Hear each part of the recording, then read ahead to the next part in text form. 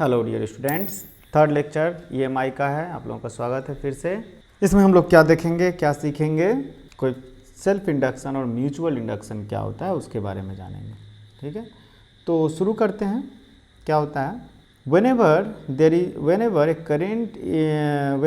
current in a closed conducting loop is changing, it causes change in magnetic flux in its own loop, causing induced EMF in its own loop, and this is itself induction। अच्छा, induction क्यों होता है?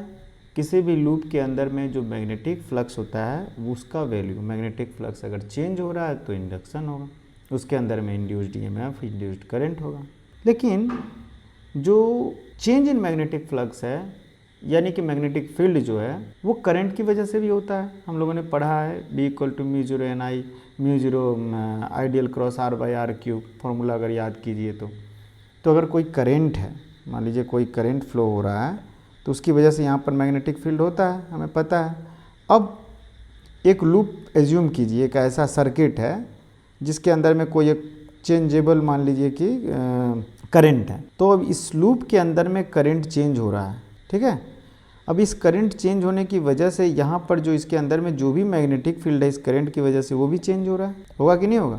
अगर मैं इस current की value को change करूँगा तो इसके अंदर का मैग्नेटिक फ्लक्स चेंज होगा, फील्ड चेंज होगा, मैग्नेटिक फ्लक्स भी चेंज होगा, तो d∅dt होगा यहाँ पे, और d∅dt होगा इस लूप के अंदर में, तो इस लूप के अंदर में एक इंड्यूस्ड EMF भी डेवलप होगा। अब इंड्यूस्ड EMF डेवलप होगा तो उस इंड्यूस्ड इस फिनोमेनन को, मतलब कि जिसकी वजह से उसके खुद के अंदर में खुद जो ओरिजिनल करंट था उसी की वजह से उसी लूप में एक इंड्यूस्ड EMF होता है, इंड्यूस्ड करंट होता है, तो इस फिनोमेनन को हम लोग कहते हैं कि सेल्फ इंडक्शन।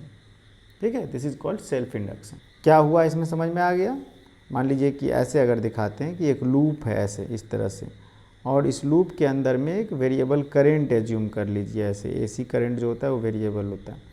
अब ये जो अगर करंट I जो है ये अगर इस लूप में फ्लो हो रहा है ऐसे I, अगर I चेंज होता है तो इसके अंदर का जो मैग्नेटिक फ्लक्स होगा इसके अंदर का वो भी चेंज होगा, और मैग्नेटिक फ्लक्स चेंज होगा तो इसके अंदर में इंड्यूस्ड EMF होगा। ठीक है, तो इस चीज़ को हम लोग बोलेंगे सेल्फ इंडक्शन। ठीक है, और ये हमेशा इस तरह से होता है, लेंस लॉ के हिसाब से होता है। क्लियर? Self induction. तो जो सेल्फ इंडक्शन है उसको हम लोग क्या किस तरह से देखिए, magnetic field and hence flux, field से फ्लक्स है, at any time is proportional to the current. जितना ज़्यादा करंट होगा उतना ज़्यादा स्ट्रॉन्ग मैग्नेटिक फील्ड होगा और उतना ही ज़्यादा उसका फ्लक्स होगा, क्योंकि मैग्नेटिक फील्ड क्या है, फ्लक्स क्या है, B टाइम्स एरिया तो चेंज हो नहीं रहा है, तो B चेंज हो रहा है करंट की वजह से। ठीक है, तो फाई जो हो जाएगा उसको हम लोग लिख सकते हैं फ्लक्स फाई किसको इक्वल टू लिख सकते हैं, सम कांस्टेंट टाइम्स करंट। ठीक है, एंड दिस कांस्टेंट जो होता है where L is called coefficient of self inductance. इसका यूनिट क्या होता है, और सेल्फ इंडक्टेंस किस चीज़ पे डिपेंड करता है अभी हम लोग देखेंगे, which depends on geometrical construction of the loop. तो सेल्फ इंडक्शन कोई पूछे किस चीज़ पे डिपेंड करता है, तो वो डिपेंड करता है geometrical construction of the loop, मतलब लूप में कितने नंबर ऑफ टर्न्स हैं, उसका रेडियस क्या है। ठीक है, उन सब चीज़ों पे डिपेंड करता है, फिजिकल पैरामीटर पर। क्लियर हो गया? और इसका अगर यूनिट की बात करें तो यूनिट क्या हो जाएगा बोलिए तो, इसका क्या हो जाएगा वो हम लोग देखते हैं। पहले यूनिट से पहले एक और चीज़ देख लेते हैं कि इंड्यूस्ड EMF जो है उसे क्या लिखेंगे, E इंड्यूस्ड जो हो जाएगा, E इंड्यूस्ड इक्वल टू लिख सकते हैं माइनस d∅dt लिखते हैं ना, तो ये हो जाएगा minus L di/dt, L constant है तो di/dt हो गया, मैथमेटिक्स है थोड़ा सा। तो therefore E equal to minus L di/dt एक बहुत ही इंपॉर्टेंट फार्मूला हो गया कि जब भी सेल्फ इंडक्शन होगा तो ये होगा। क्लियर? और यूनिट ऑफ L क्या हो जाएगा, यूनिट SI यूनिट तो हो जाएगा SI यूनिट ऑफ L मतलब इंडक्टेंस, सेल्फ इंडक्टेंस बोलते, इक्वल टू वेबर जो मैग्नेटिक फील्ड का यूनिट है पर एम्पियर होता है। ठीक है, क्लियर है? और या फिर इसी को कहा जाता है Henry, and it is given A special name Henry. H से नॉर्मली डिनोट किया जाता है, H कैपिटल H से डिनोट किया जाता है हेनरी को। क्लियर है यहाँ तक? ठीक है, अगर आप एक सेल्फ इंडक्शन इसको और अच्छे से बेटर समझने के लिए एक सोलिनॉइड ले लीजिए, सोलिनॉइड मतलब स्प्रिंग टाइप का एक कंडक्टर जिसमें करंट फ्लो होगा, एक सोलिनॉइड हो गया वो। उस सोलिनॉइड के अंदर में जो करंट फ्लो हो रहा है वो मान लीजिए वेरिएबल करंट है या जो भी हो, उस सोलिनॉइड का सेल्फ इंडक्टेंस हमें निकालना है कि कितना होगा, ठीक है। So self inductance of a long solenoid, ध्यान दीजिए इसमें कुछ कुछ वर्ड्स है, जैसे लॉन्ग सोलिनॉइड क्यों कहा गया है, अगर नहीं कहेंगे तो हमारे डेरिवेशन पे क्या फ़र्क पड़ेगा, ये सब खुद से एनालाइज कीजिए। ओके, तो सबसे पहले एक सोलिनॉइड ड्रॉ करते हैं। मान लीजिए ये सोलिनॉइड है इस टाइप से, ठीक है, और इसके अंदर में क्या है, करंट फ्लो हो रहा है। लेट अस से कोई आई करंट फ्लो हो रहा है, आई इधर से आई इन किया, उधर से निकल रहा है, तो आई करंट फ्लो हो रहा है। तो लॉन्ग सोलिनॉइड बोलने से फ़ायदा ये हो गया है कि लॉन्ग सोलिनॉइड बोले हैं तो जो इसके अंदर का जो मैग्नेटिक फील्ड होगा वो यूनिफॉर्म होगा, क्योंकि लॉन्ग सोलिनॉइड रहेगा तभी ये, और सोलिनॉइड का रेडियस कम रहेगा तभी ये हम लोग लिख सकते हैं।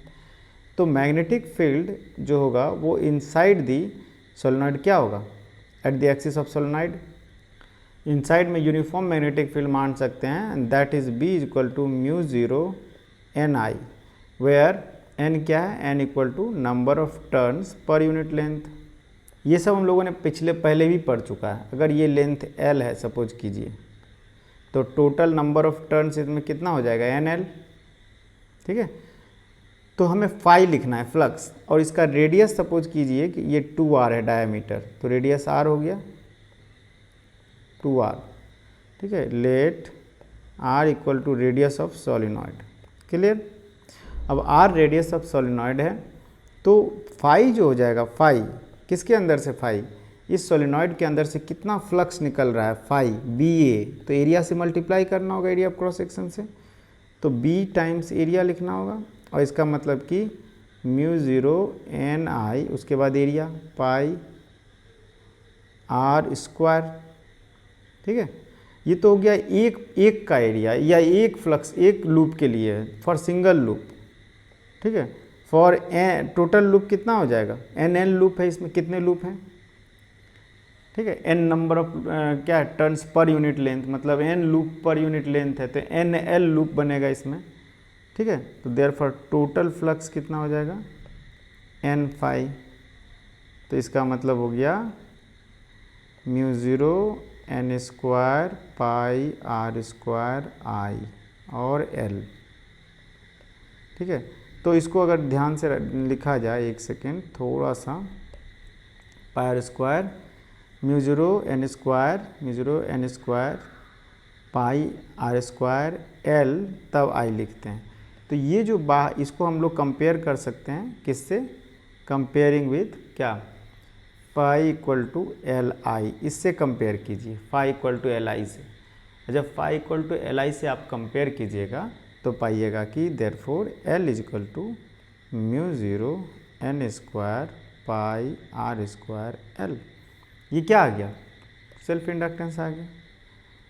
सोलिनॉइड का सेल्फ इंडक्टेंस क्या होगा, अगर एन क्या है, number of turns per unit length है, ठीक है, और बाकी आर पता है, लेंथ पता है, रेडियस पता है, तो ये क्या हो गया, हमने कहा था ना कि सेल्फ इंडक्टेंस जो है वो जियोमेट्रिकल पैरामीटर्स है, तो इसमें तो सब चीज़ जियोमेट्रिकल ही है, एन नंबर ऑफ टर्न्स है, आर रेडियस है, लेंथ है, क्लियर हो गया। इसी तरह से हम लोग एक और चीज़ देखेंगे और वो होता है म्यूचुअल इंडक्शन। अच्छा, इंडक्टर को शो कैसे किया जाता है, नॉर्मली इंडक्टर्स जो होते हैं उसको इस तरह से दिखाया जाता है, ये स्प्रिंग की तरह से, याद कीजिए सर्किट में जब भी इंडक्टर दिखाएंगे तो स्प्रिंग की तरह से ऐसे दिखाएंगे, ठीक है। इंडक्टर, इसको इंडक्टर कहा जाता है ऐसे, ठीक है, ऐसे ही सर्किट में दिखाया जाता है इंडक्टर, एल से डिनोट किया जाता है सेल्फ इंडक्टर, ठीक है। इसी तरह से अब हम लोग पढ़ते हैं म्यूचुअल इंडक्शन क्या होता है, ये भी इम्पॉर्टेंट है, थियोरेटिकली ही ज़्यादा इम्पॉर्टेंट है।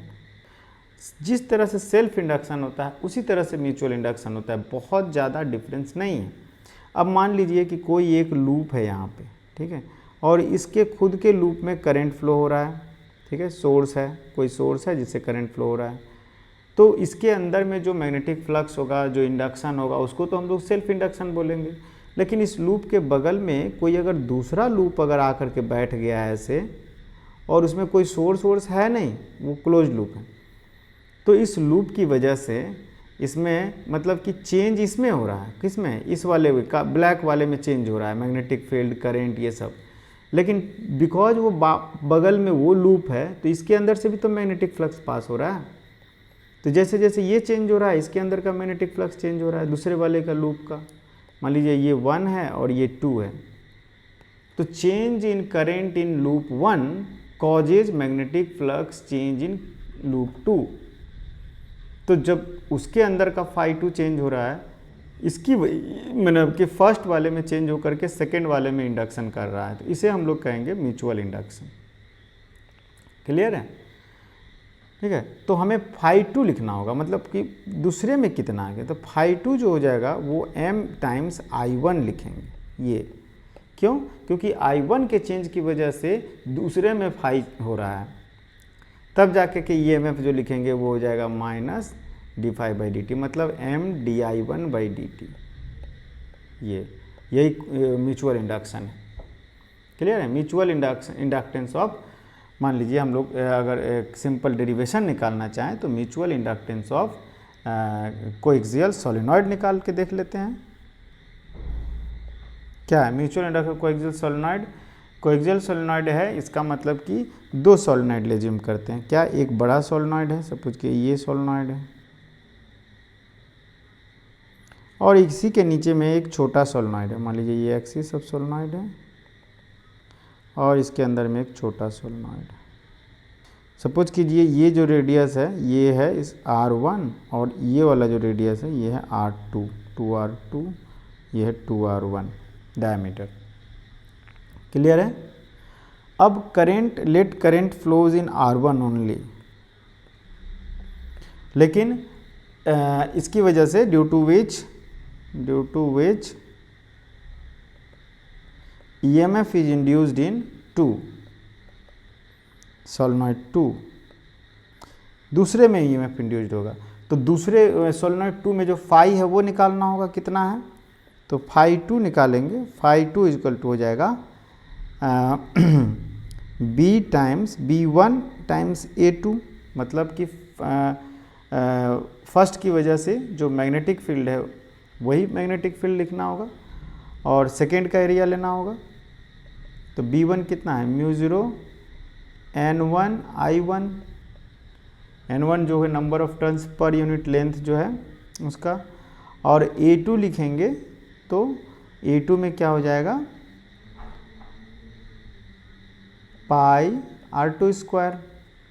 ठीक है, इसी तरह से टोटल फाई जो होगा, टोटल फाई 2 कितना हो जाएगा, ये तो एक लूप के लिए, तो टोटल फाई 2 के लिए NL2 से मल्टीप्लाई कर देंगे, N2L2 से, तो N2L2 टाइम्स फाई 2 वो कितना हो जाएगा, μ0 N1 I1 पाई R2 स्क्वायर, उसके बाद N2L2। क्लियर है? अब यहाँ पर एक चीज़ है, तो पाई R2 स्क्वायर जो है ना, टोटल एरिया हमने लिखा है, यहाँ पर एक मिस्टेक है टोटल एरिया में, क्योंकि जो मैग्नेटिक फील्ड होगा वो इस छोटे वाले लूप के बाहर में नहीं होगा। हमें पता है कि लूप के बाहर, सोलेनॉइड के बाहर मैग्नेटिक फील्ड 0 हो जाता है, इसलिए यहाँ पर पाई R, अगर टोटल एरिया भी लेना हुआ ना तो उसमें फील्ड नहीं है इस वाले रीजन में, इसलिए केवल ये वाला एरिया लेना होगा, पाई R1 स्क्वायर। तो इसलिए ये हमारा पोर्शन सही करना होगा, यहाँ पे ये R1 हो जाएगा, सॉरी ये हो जाएगा R1। ठीक है, रीजन बता दिए क्या, R1, तो ये R1 हो गया। ठीक है, ये R1 स्क्वायर हो जाएगा, पाई R1 स्क्वायर, क्या लिखें, N2L2 इंटू फाई 2, अब फाई 2 है μ0 N1 I1 पाई R1 स्क्वायर N2 और यहाँ पे L2। क्लियर है? अब इसको I1 को बाहर कर देते हैं, तो ये हो जाएगा μ0 N1 N2 pi R1 square L2I। तो ये जो है ये क्या हो गया, एक म्यूचुअल इंडक्शन की तरह बिहेव कर रहा है फाई 2। ठीक है, तो यहाँ से m आ गया, therefore m equal to μ0 N1 N2 pi R1 square L2। देखिए ये आ गया, क्या आ गया, कोएफिशिएंट ऑफ म्यूचुअल इंडक्शन आ गया। बहुत ज़्यादा दिमाग लगाने की ज़रूरत नहीं है, केवल बेसिक को समझना है और एक एक चीज़ को समझना है, लॉजिक से समझना है। ऐसा नहीं कि आँख मूंद करके अपने से बोल दिए हाँ होता है ऐसा होता है, नहीं, बिल्कुल अच्छे से समझना है। आप इस सेम डेरिवेशन आप निकालिए खुद से और उसमें मान लीजिए कि इसमें करंट फ्लो हो रहा है और छोटे वाले के अंदर म्यूचुअल इंडक्शन हो रहा है, ठीक है, जो R1 है, और वो एक्सप्रेशन निकालिए कि वो क्या होगा और देखिए क्या वो और ये m सेम आ रहा है, सेम आ रहा है तो आपके पास एक थियरी आएगा। ओके, इस पर बेस्ड कुछ एक्सरसाइज कीजिए, खुद से कीजिए, क्योंकि ज़्यादा एक्सरसाइज इस पर नहीं पूछा जाता है। ज़्यादा से ज़्यादा यही दो फॉर्मूला हो गया, सेल्फ इंडक्शन और म्यूचुअल इंडक्शन के ऊपर में, और थियोरिटिकल क्वेश्चंस पूछे जाते हैं कि सेल्फ इंडक्टेंस जो है वो म्यूचुअल इंडक्शन से क्या है, कॉन्सेप्ट क्या है। Okay, thank you.